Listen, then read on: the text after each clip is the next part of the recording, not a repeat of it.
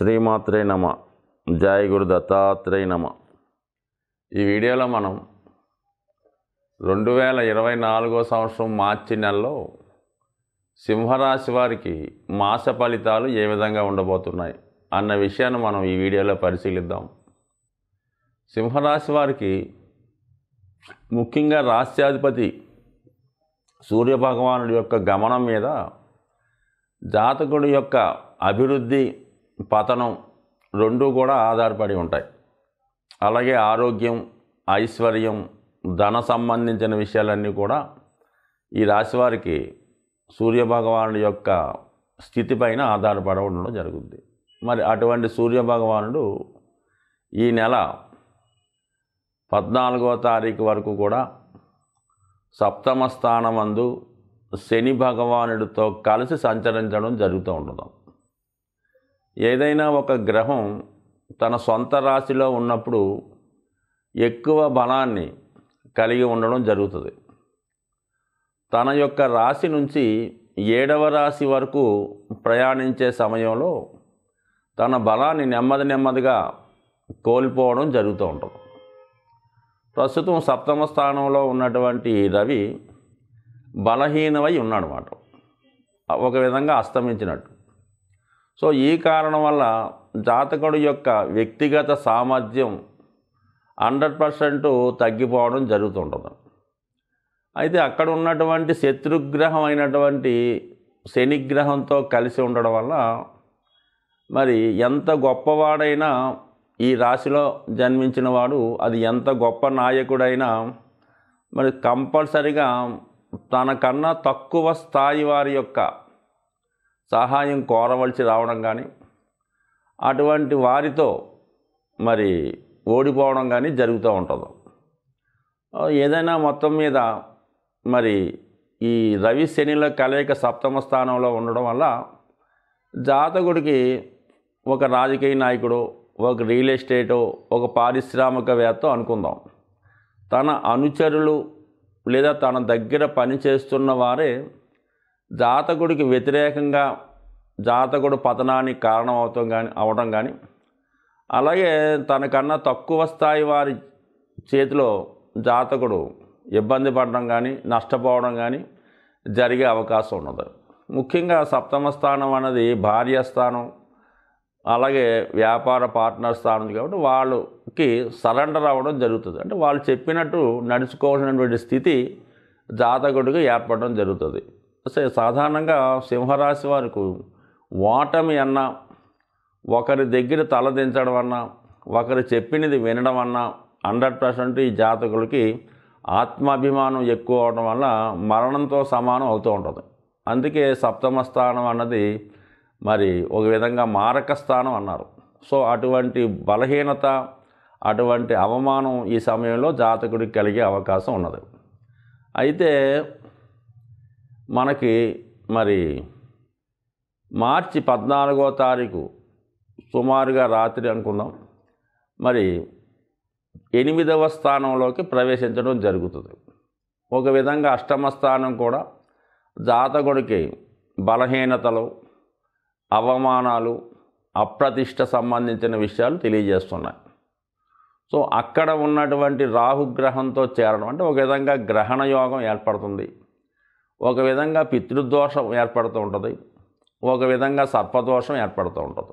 So ఈ కారణం వల్ల ఎవరి జన్మజాతకంలో ఇటువంటి దోషాలు ఉంటాయో, అంటే సర్పదోషం కానీ, పితృదోషం కానీ, గ్రహణ యోగం కానీ ఉంటుందో ఆ జాతకుడు స్వభావసిద్ధంగా జీవితంలో అభివృద్ధి చెందలేకపోతుంటాడు, వృత్తి సంబంధించిన విషయాల్లో ఎదగలేకపోతుంటాడు, వచ్చిన అవకాశాలు చేయిజారిపోతుంటాయి, తనకన్నా తక్కువ స్థాయి వాళ్ళు ఉన్నత స్థాయికి వెళ్తూ ఉంటారు. కొంతమందికి వివాహం జరగకపోవడం, వివాహం జరిగిన సంతానం కలగకపోవడం, అన్నదమ్ముల విభేదాలు, తండ్రితో విభేదాలు, ఎక్కువగా సింహరాశి వారికి తండ్రి గారితో విభేదాలు ఉంటాయి, లేదా సంతానంతో అభిప్రాయ భేదాలు ఉంటాయి. సో ఈ కారణం వల్ల ఎవరి జన్మజాతకంలో ఉన్న ఇటువంటి యోగస్థితి ఉంటే ఈ సమయంలో అవి కొంతవరకు ఎక్కువ అయ్యే అవకాశం ఉన్నది. ముఖ్యంగా జాతకుడు తన యొక్క పరపతి దిగజారడం జరుగుతూ ఉంటుంది, తన దగ్గర ఉన్న వాళ్ళే మోసం చేయడం జరుగుతూ ఉంటుంది. సో ఈ సమయంలో అంటే ఇంచుమించుగా మనకి మార్చి 14 తర్వాత జాతకుడు 100% ఈ దోషానికి పరిహారం నిమిత్తం మరి వీలైతే సింపుల్ రెమెడీ అంటే రోజు సూర్య నమస్కారం చేసుకోవడం, అలాగే ఆదిత్య ఉదయం చదువుకోవడం, లేదా నవధాన్యాలు నానబెట్టి గోవుకి తినిపించడం వల్ల, లేదా విధి విధానంగా ఏదైనా పుణ్యక్షేత్రంలో ఈ పితృదోష పరిహారం, సర్పదోష పరిహారం చేసుకోవడం వల్ల, సుబ్రహ్మణ్య స్వామి క్షేత్రంలో సుబ్రహ్మణ్య స్వామికి విధి విధానంగా అభిషేకాదులు నిర్వహించడం వల్ల, అలాగే కొన్ని దానాలు చేయడం వల్ల జాతకుడు ఈ దోషం నుంచి బలయ్యే అవకాశం, విముక్తి అయ్యే అవకాశం ఉంది. సో అలాగే ప్రస్తుతం ఈ దోష ప్రభావం వల్ల రాబోయే నెలంతా కూడా జాతకుడికి మరి ఇటువంటి రవి వల్ల ఇబ్బందులు ఉన్నాయి కాబట్టి కంపల్సరీగా జాతకుడు ప్రతి ఆదివారం కూడా ఏదైనా సూర్య దేవాలయం లేదా విష్ణుమూర్తి దేవాలయం దర్శించి అక్కడ విధి విధానంగా అక్కడ ఉన్నటువంటి స్వామిని దైవంతో పూజించి, వీలైతే నవగ్రహాల్లో సూర్య భగవానుడికి ఆదివారం రోజు అభిషేకం చేయడం కానీ, నవగ్రహ ప్రదర్శన చేయడం కానీ, అలాగే మరి ఏదైనా గోశాలలో జాతకుడి యొక్క నిలువెత్తు తనకు ఎంతైతే బరువు ఉంటాడో అంత బరువు గల గ్రాసాన్ని, అంటే చిట్టు తవుడు గడ్డి అలాంటి వగైరా ఆ గోశాలలో డొనేట్ చేయడం వల్ల కానీ కంపల్సరీగా జాతకుడు ఈ దోషం నుంచి బయటపడే అవకాశం ఉంటుంది. వీలైన వాళ్ళు కొంతవరకు చేసుకోవచ్చు, లేని వాళ్ళు కంపల్సరీగా సూర్య నమస్కారం చేసుకోవడం వల్ల కూడా మరి శీఘ్రంగా సూర్యుడు నమస్కార ప్రియుడు కాబట్టి ప్రతిరోజు నమస్కారం చేసుకోవడం వల్ల 100% దోషం నుంచి బయటపడడం జరుగుతుంది. అలాగే మరి గురువు కంపల్సరీగా మరి భాగ్యస్థానంలో ఉండడం వల్ల, భాగ్యస్థానంలో ఉండి తన పంచమ దృష్టితో సింహరాశిని వీక్షించడం వల్ల పర్టికులర్గా ఈ మార్చి 16వ తారీఖున మరి గురువు భరణి 3వ పాదంలో ప్రవేశిస్తూ పుష్కర నవాంశలోకి రావడం జరుగుతుంది. అంటే పుష్కర నవాంశలో 3 డిగ్రీల 20 నిమిషాలు సంచరించడం జరుగుతుంటుంది. మరి మార్చి 16 నుంచి అంటే నవాంశలో మనకు తులారాశిలో పడతాడు, అంటే శుభరాశి శుభ నవాంశ కాబట్టి పుష్కర నవాంశ ఏర్పడుతుంది. సో ఈ సమయంలో జాతకుడు గురుగ్రహం విశేష బలవంతుడై తన శుభకారకత్వాల్ని మరి జాతకుడికి అందించే అవకాశం ఉంది. అందులో ముఖ్యంగా సంతాన సౌభాగ్యాలు, ఆర్థిక సంబంధించిన విషయాలు, విజ్ఞాన సంబంధించిన విషయాలు, దైవానికి జ్ఞానానికి విజ్ఞానానికి సంబంధించిన విషయాలు జాతకుడికి అనుకూలంగా వచ్చే అవకాశం ఉంది. సో ఏదైనా ప్రస్తుతం ఉన్నటువంటి గ్రహస్థితి నుంచి జాతకుడు ఖచ్చితంగా దైవాన్ని పూజించడం వల్ల, వీలైతే దక్షిణామూర్తి ఆరాధన అంటే శివుడి యొక్క ఆరాధన, దత్తాత్రేయుడి ఆరాధన, లేదంటే మన గురువు అందరికీ పరమ గురువు అయినటువంటి బాబాగారి ఆలయ దర్శనం వల్ల కానీ, వారి ధుని ప్రదక్షిణ వల్ల కానీ సర్వపాపాలు జాతకుడు పోగొట్టుకుంటాడని ఆశిస్తూ, ఈ పక్షంలో ముఖ్యంగా వస్తున్నటువంటి పర్వదినం మహాశివరాత్రి. అది మనకి మార్చి 8వ తారీఖున రావడం జరుగుతుంటుంది.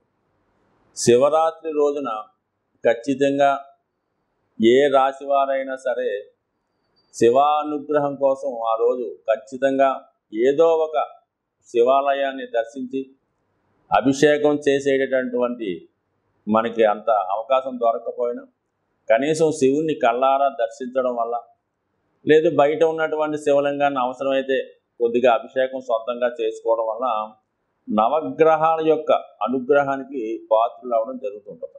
ముఖ్యంగా ఈ మనం ప్రతి వీడియోలో కూడా మాస శివరాత్రి ఈ శివుడికి అభిషేకం చేసుకోమని చెప్తూ ఉంటాం. అంటే మాస శివరాత్రి ఒక్కరోజు శివుడికి అభిషేకం చేసుకుంటే మొత్తం ఆ నెలంతా కూడా శివుడికి అభిషేకం చేసినట్టుగా మీ ఖాతాలో రాయడం జరుగుతుంది. అలాగే ఒక మహాశివరాత్రి రోజు మీరు అభిషేకం చేసుకున్న, శివుణ్ణి దర్శించిన, ఖచ్చితంగా సంవత్సరం మొత్తం ప్రతిరోజు అభిషేకం చేస్తే ఎంత ఫలితం వస్తుందో అంత ఫలితం మీకు ఈ మహాశివరాత్రి రోజు వచ్చే అవకాశం ఉంది. పైపెచ్చి మరి 8వ తారీఖున, అంటే న్యూమరాలజీకి సంబంధం లేకపోయినా 8వ తారీఖు అన్నది శని భగవానుడికి ఇష్టమైన రోజు కాబట్టి సాధ్యమైనంత వరకు ద్వాదశ రాశుల వారు కూడా ఈ మహాశివరాత్రి రోజు వీలైతే జాగరం అంటే 7వ తారీఖు నైట్ జాగరణ చేసి వేకువజామునే ఈ శివలింగాన్ని దర్శించుకోవడం, శివక్షేత్రాన్ని దర్శించడం వల్ల కంపల్సరీగా మీకు సాధ్యమైనంత వరకు ఆ రోజు నియమంగా ఉపవాసంగా అంటే మనం ఆ రోజు ఏం చేస్తే మొత్తం సంవత్సరం అంతా చేసినట్టు వస్తూ ఉంటుంది కాబట్టి సాధ్యమైనంత వరకు ఆ రోజు నియమంగా ఉండడం, వీలైతే అభిషేకం చేసుకోవడం జరుగుతూ ఉంటుంది. సరే, ఆరోగ్యం కొరకు అభిషేకం చేసుకుందాం అనుకున్న వాళ్ళు ఆవు పాలు, ఆవు పెరుగు, ఆవు మజ్జిగతో చేసుకోవడం వల్ల ఆరోగ్యం వస్తుంది.